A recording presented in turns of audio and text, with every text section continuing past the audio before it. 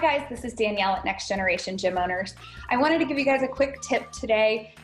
We did kind of a poll asking what kind of things you could really use help for in your business. And one of the top things we were seeing everybody say is staffing. Staffing is one of the hardest things that you will do in your business.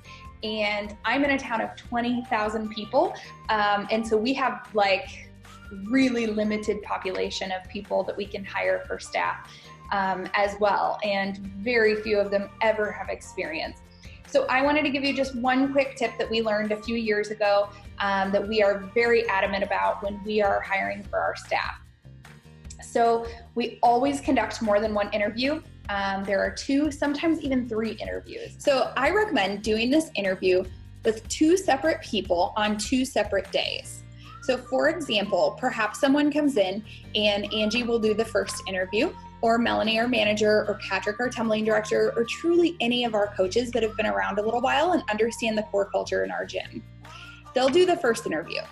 What we're looking for in that interview is that someone has good time management, they're on time, they're professional, and they embody some of the character traits that we are truly looking for.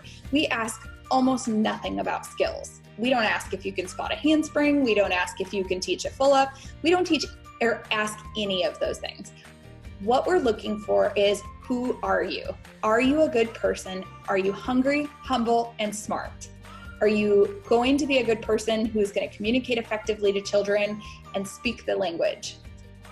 So once they pass the first interview, if they pass the first interview, we then move on to a second interview with someone else. So at the end of the first one, we never guarantee a second interview.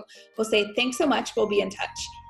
Then they'll get a phone call if they've passed that for the second interview, in which case someone different will actually interview them. So maybe I did the first one, Angie will now do the second one.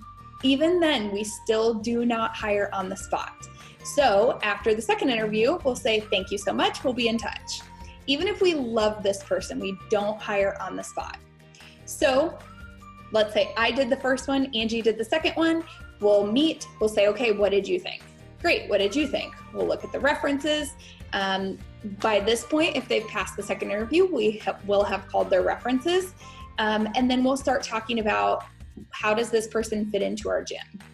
Only after 2, at a minimum, 2 separate interviews with 2 separate people who come back and say they have shown consistency, they can be on time, they're not rescheduling for really strange things like they got a babysitting job earlier that day and no longer can meet the interview.